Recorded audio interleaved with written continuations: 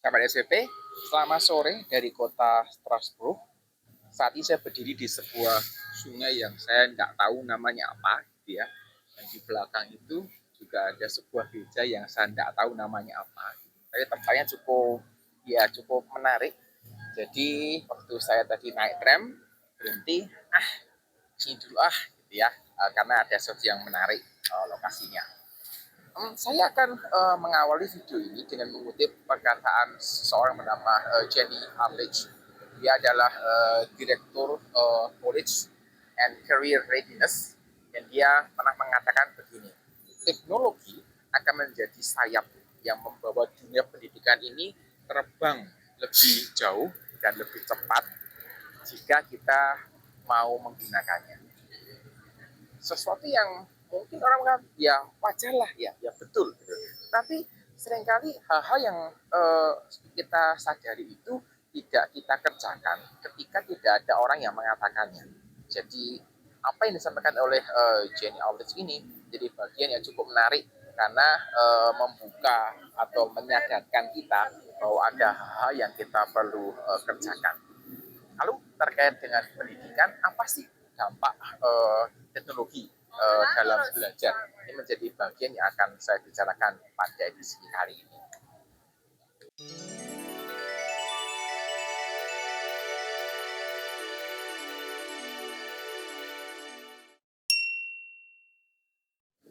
Situasi belajar di negara kita terkait dengan pengaruh teknologi itu kita bisa bagi menjadi beberapa tahap. Yang pertama adalah tahap ketika di Indonesia hanya dikenal satu televisi, yaitu TVRI, yang memang saya juga masih ada. Gitu. TVRI menjadi satu stasiun TV yang memonopoli siaran TV dan hanya disiarkan itu mulai sore sehingga saya sekitar jam 4 jam 5 mulainya, nanti berakhir sekitar jam berapa ya, mungkin jam 12 jam setengah 1 kira-kira begitu. Kemudian di waktu itu cara belajar orang-orang, saya termasuk begitu ya, tidak banyak terpengaruh dengan acara TV karena acara TV tidak banyak yang berupa hiburan. Film biasanya malam, dan ya rata-rata film-film lama begitu. Kemudian film anak-anak itu rata-rata sore gitu ya, jam 5 sampai jam 6 kira-kira. Selebihnya ya acara talk show, hal-hal yang menyuarakan propaganda pemerintah terkait pembangunan dan sebagainya. Lainnya berita seperti itu. Era TV swasta yang dimulai di era tahun 1990 udah lahir. Itu pun dimulai hanya di Jakarta dan Surabaya seingat saya. Mungkin sekitar tahun berapa ya, 92, 93 mulai merata ke seluruh negara, kira-kira demikian. Waktu itu sudah agak berbeda karena intensitas hiburannya cukup tinggi sehingga mungkin mulai mengganggu jam belajar. Ada siaran liga sepak bola dari Eropa, dari Amerika Latin, Liga Inggris, Liga Itali, dan ini termasuk bagian yang bisa mengganggu belajar. Kemudian film juga makin banyak, itu makin banyak pilihannya. Waktu itu belum ada internet ya, internetnya masukkan sekitar tahun 95, 94, 96 gitu baru ada internet. Tapi masih cukup lambat. Saya masih ingat download file sekitar 500 kilo itu sudah, aduh kok besar ya gitu, 1 mega, aduh kok besar ya, seperti itu karena cukup lambat internetnya. Dan ya YouTube belum masuk waktu itu karena memang dia tidak nutupi kecepatannya, waktu itu masih belum masuk ke sana. Ketika sekarang ini masuk ke internet yang eranya cepat, maka sudah berubah lagi gitu ya. Godaan untuk nonton di YouTube, media sosial mulai marak, dan gaya belajarnya sudah mulai berbeda lagi. Ini benar-benar mengubah situasi pembelajaran yang ada di sekolah, juga ada di dunia pendidikan tinggi. Ketika TVRI masih menjadi TV utama dan belum ada TV swasta dan sebagainya, maka guru ini menjadi sumber belajar utama. Boleh dibilang waktu itu hampir semua informasi, hampir semua materi pembelajaran itu sumbernya dari guru. Tapi mulai bergeser ketika harga buku mulai murah, gitu. Ketika internet mulai masuk, nah itu mulai bergeser, gitu ya. Guru tidak lagi menjadi sumber utama belajar karena ada internet di situ. Ketika sudah ada internet, maka orang lebih apa ya, lebih percaya sama internet, kira-kira demikian. Sehingga ini menjadi sebuah alasan kenapa hoax cepat menyebar. Orang mengatakan internet kan canggih gitu ya, teknologi yang terakhir, jadi informasinya masih juga up to date. Ya, kalau yang nulis juga memang bertanggung jawab, tapi kan tidak kenyataannya. Ketika internet ini masih lambat, maka proses belajarnya itu tidak terlalu tergantung dengan internet karena akses gambar terbatas, akses video juga terbatas, gitu ya. Sehingga ketika lambat laun internet ini bergerak makin cepat, gitu ya, maka ketergantungan terhadap internet ini makin lama makin tinggi. Jadi belajar tutorial pakai podcast, tutorial lewat video, ketika apa ya, orang juga mengatakan sekarang ini lebih tergoda untuk mendengarkan podcast atau tutorial kok dicepatkan 1,5 kali misalnya, katanya lebih bisa konsentrasi begitu. Beberapa teman yang terbiasa mempercepat videonya ini, kalau mendengarkan video dengan speed yang normal, tidak sabar untuk menantikan. Gitu. Ini kok ngomongnya kok pelan dan sebagainya. Dan ya ketika belajar di kelas normal, itu juga mulai terasa kelamaan ini. Karena biasanya kalau kelas atau kuliahnya misalnya direkam dalam bentuk video, mereka bisa cepatkan 1,5 kali misalnya, jadi lebih singkat kuliahnya, kira-kira demikian. Jadi karakteristik belajar ini punya dipengaruhi oleh perkembangan teknologi juga, dan ini juga mengaruhi gaya belajar, mengaruhi cara orang itu belajar, cara mencari informasi dan sebagainya. Era internet yang cepat ini mempermudah orang untuk mencari artikel ilmiah. Jadi buat mahasiswa yang skripsi di tahun 90-an gitu ya, atau sebelum internet masuk di Indonesia, maka mencari artikel ilmiah ini sebuah perjuangan tersendiri. Nah, cukup menantang, cukup lama, pesan di perpustakaan, nanti perpustakaannya pesankan kemana, nanti baru dikirim pakai pos dan seterusnya. Tetapi ketika masuk ya internet, mencari artikel ilmiah jauh lebih mudah seperti itu. Kemudian dengan adanya era internet ini, orang tidak lagi bertanya kepada guru. Ngapain tanya guru? Tanya aja sama internet. Seperti itu kira-kira. Dan bahkan sekarang ini kalau Anda memperhatikan, ada cukup banyak orang, anak-anak SMP, SMA, SD, juga mahasiswa, tanya PR-nya di fora. Jadi ada tuh linknya gitu ya, cek linknya, ada udah saya bahas terkait dengan bagaimana sih sebenarnya kita bisa menggunakan fora untuk bertanya tentang PR. Lalu era internet juga memberikan kemudahan orang untuk mendapatkan freeware, jadi software gratis yang kita bisa pakai secara bebas. Hati-hati, kadang-kadang ada malware-nya. Lalu era internet juga menyediakan proses visualisasi belajar yang lebih baik.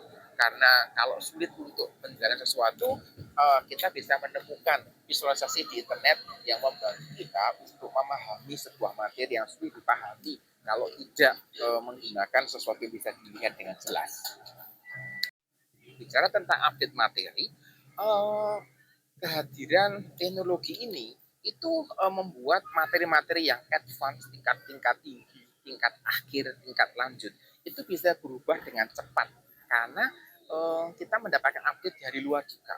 Jadi bukan ilmu dasar ya, kalau ilmu dasar ya memang seperti itu, stabil kira-kira. Tapi ilmu-ilmu yang terapan, ilmu-ilmu yang tingkat tinggi, biasanya itu berubah dengan cepat, dan perubahannya cepat ini itu mudah diupdate, mudah diperbarui ketika kita itu mendapatkan teknologi. Kemudian tadi saya sampaikan bahwa visualisasi kita bisa cari dengan mudah, orang bisa mendapatkan tutorial di internet dengan mudah juga, orang bisa mendapatkan berbagai macam penjelasan dari apa yang mereka inginkan juga dengan mudah. Dan ini sebenarnya menolong cukup banyak banyak mahasiswa yang kesulitan belajar, kemudian bisa menemukan tutorial-tutorial yang dapat dibagikan. Juga seperti karena YouTube yang saya buat ini, gitu ya. Saya bisa berbagi informasi dengan cepat. Karena apa ya? Karena ada dukungan teknologi. Saya bisa mendapatkan informasi dengan cepat juga. Karena ada dukungan teknologinya. Dan ini menjadi sesuatu yang mengubah gaya belajar terkait dengan mendapatkan informasi yang baru. Lalu apakah situasi teknologi yang berkembang ini ya juga mengubah karakteristik guru? Menurut saya ya. Kenapa? Karena guru ditantang untuk terus belajar. Saya masih ingat di era COVID gitu ya, ketika pembelajaran itu masih pembelajaran daring gitu. Cukup banyak guru-guru yang sudah cukup senior yang mohon maaf agak gaptek begitu kesulitan untuk melakukan pembelajaran daring. Buat saya ini sesuatu yang wajar karena memang berbeda karakteristiknya.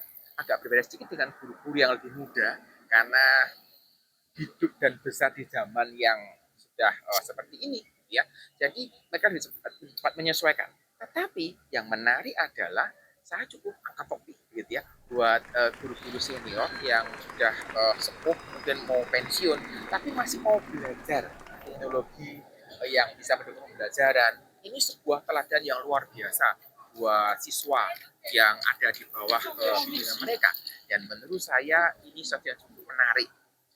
uh, saya sangat menghargai gitu ya ketika ketika ada guru yang tetap dengan rendah hati gitu ya mau belajar yang baru tidak mengatakan saya ini guru gitu ya saya sudah mentok belajarnya nggak perlu belajar lain dan sebagainya tapi ketika guru ini mau belajar mau mengembangkan diri juga bertanya kepada muridnya mungkin karena tidak tahu seperti apa buat saya itu sesuatu yang kita perlu hargai orang mengatakan guru kok tanya sama muridnya malu dong gitu ya ya terserah gitu karena saya sebagai dosen saya tanya juga kepada mahasiswa saya kok gitu saya tidak malu kenapa karena proses belajar sudah berbeda sekarang ini dan itu yang kita mesti sadari juga perkembangan teknologi juga mengubah metode mengajar jadi kalau tadi gaya belajarnya berubah apa ya update materinya juga berubah tapi kan metode mengajar juga berubah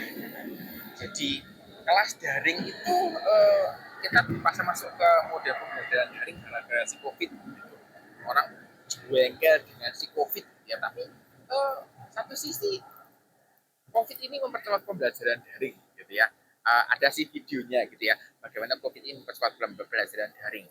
Jadi dengan belajar daring ini, maka guru ini pegangnya stylus gitu ya, bukan pegang kapur atau whiteboard lagi ya kemudian slide jadi media yang menarik untuk digali potensinya bukan lagi sekedar menulis sesuatu di papan tulis gitu tapi sudah menggunakan slide mungkin ada animasinya mungkin ada videonya begitu kemudian pembelajaran daring alat-alatnya juga mengenal breakout room gitu ya yang membuat pembelajaran daring juga lebih efisien walaupun memang masih belum bisa total menggantikan pembelajaran secara keseluruhan. Kemudian melalui pembelajaran daring kita juga bisa apa ya? Bisa belajar banyak hal gitu ya dari orang lain dengan lebih cepat.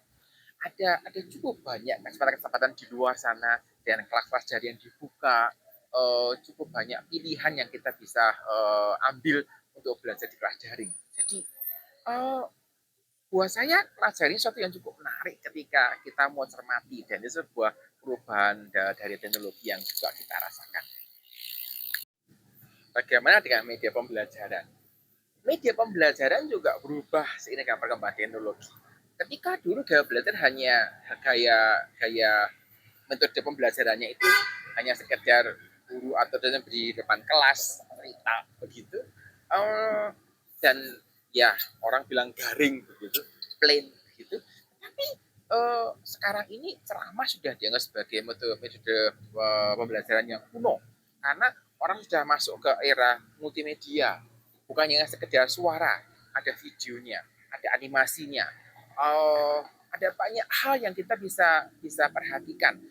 Begitu banyak hal-hal yang menarik yang kita bisa masukkan dalam pembelajaran ini.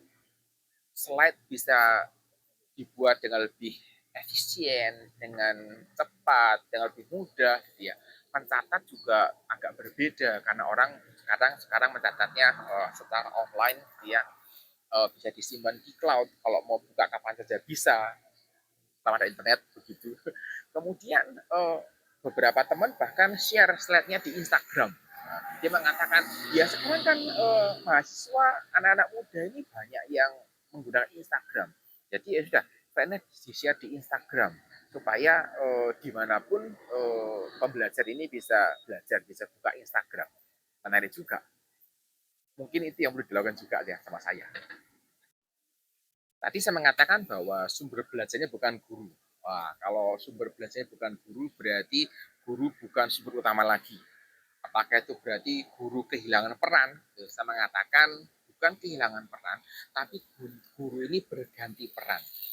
Guru bukan sekedar menyampaikan informasi yang baru, bukan lagi menjadi pengajar utamanya, tetapi guru ini menyediakan peran mentoring supaya siswa dan mahasiswa ketika dosen ya ketika kuliah di mentor bisa menjadi pembelajar yang mandiri, kemudian bisa memfilter informasi di internet misalnya, menjadi pribadi yang tidak mudah menyerah, menjadi pribadi yang mau berjuang untuk mendapatkan sebuah kebenaran misalnya.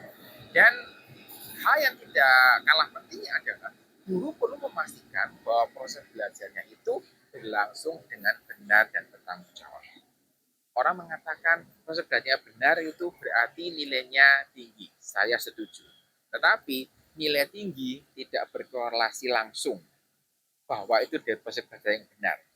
Mohon maaf, mungkin gitu ya, karena nyontek nilai juga tinggi, gitu ya. Karena hafal saja nilai juga tinggi. Nah, tapi kalau dibalik proses yang benar seharusnya nilai juga tinggi. Nah, itu menjadi bagian yang kita bisa diri. Jadi sumber belajar memang bukan dari guru. Peran guru itu bukan hilang, tapi ganti, gitu ya, ganti peran untuk mentoring, untuk memonitor dengan lebih baik lagi, memastikan proses belajar lebih baik lagi, dan ini jadi sesuatu yang perlu dipelajari. Mungkin sekolah perlu mengadakan training untuk hal ini, bagaimana mengubah, gitu ya, peran guru ini menjadi guru yang bisa melakukan mentoring, fasilitator, memastikan proses belajar dan sebagainya. Sebenarnya teknologi ini ibarat pedang bermata dua sisi, gitu ya. Sebenarnya tergantung bagaimana orang menggunakannya. Kalau orang menggunakannya dengan bertanggung jawab, maka teknologi ini menjadi sangat bermanfaat, sangat positif.